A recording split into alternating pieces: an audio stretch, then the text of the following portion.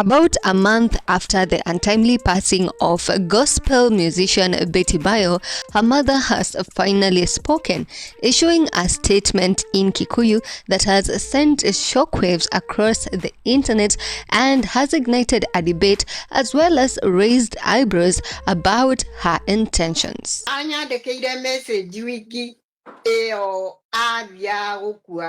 Muthenya wari Friday akinyandikira message ndoro muno na niguo ndamakire nie akinjira woi mami wandigeire guku wandigeire woi mami mwana ucio wako akirira thimu-ini.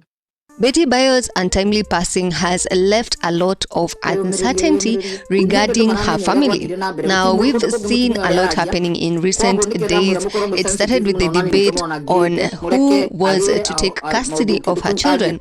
And now the debate has taken yet another turn with regards to her assets and her marriage to Hiram Gitau, famously known as Tash. Recently, we got to see her brother speaking out. The brother claimed that Tash was not legally married to Betty Bayo because he hadn't paid dowry, and further accused him of being greedy and taking all the money that was contributed by political officials during the burial. Me, I was there in the house. Kanza alipatiana pesa na akatuombea tukae na amani.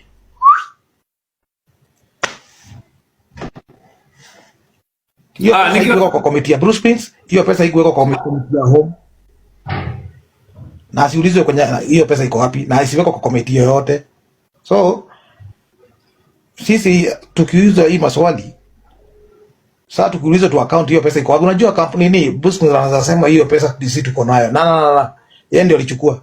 Na pesa nyingine bado alipatiwa hapo na CS na PS. Alichukua, yeye ndio alichukua. Kuna pesa alichukua. The statement made on TikTok Live raised tensions over Betty Bayo's estate donations and her children, and hinted at the family sidelining Hiram Gitau, famously known as Tash, who's the widower in this case. With the recent statement issued by Betty Bayo's mother, it's no longer just a hint. It's clear that there may be a possible rift between Betty Bayo's family and her husband Tash.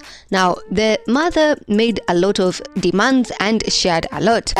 Wamenyire te horo wa rukimia.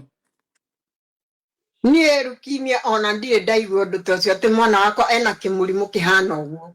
Na nie nguria kiuria. Zero. Kae kanza irwarago na wiki. First off, she demanded an urgent post-mortem to ascertain the exact cause of Betty Bayo's death, saying the family needs clarity and answers, and went further to allude that there could have been domestic violence in Betty Bayo's relationship with Tash on the end of the accusations. She claimed that a few days before her passing, Betty had reached out to her with a worrying message. She had reportedly asked her mother, "Who did you leave me with over here?" But it doesn't end there. She further went on to say that their marriage wasn't exactly not legitimate, saying that what Tash did was an introduction and not a dowry ceremony. Further claiming that Tash is still married to his ex, with whom he has 2 children. So based on these 2 things, that he hadn't offered the dowry and that he hadn't divorced his previous partner, his union with Betty Bayo, according to Betty Bayo's family, was not legitimate. She further claimed that 3 months ago, Tash and Betty Bayo had separated. Reason for separation was that Betty Bayo was in communication with Pastor Kanyare and also allowed Pastor Kanyare to see the kids. She also stated that their reason for fighting Tash is because Tash is refusing the children to communicate with Betty Bayo's family or to have visitations from Betty Bayo's family. And allegedly, he said that if they want custody, then they should meet in court. na nĩ agĩũkire na thuri na kĩracia kĩrĩa aracirie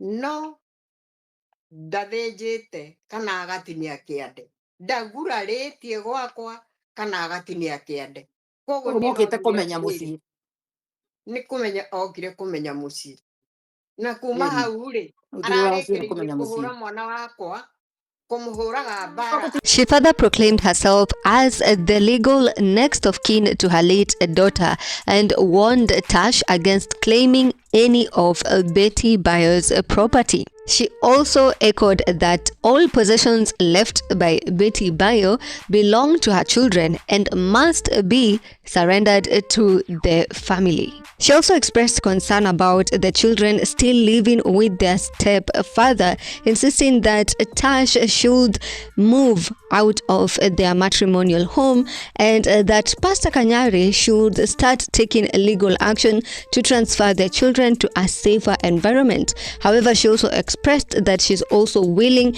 and able to take care of the children and is making preparations for them to stay with their aunt. It's clear that there's a lot going on in the family, maybe more than what we've seen online. However, most are doubting and asking questions about her recent statement.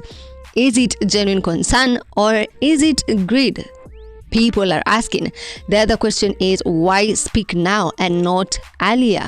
Let's look at some of these reactions from netizens online. If alikuwa anachapwa, the kids would know. Sky is a grown-up. I'm sure she would not hide her emotions towards Tash. This is what Betty didn't want.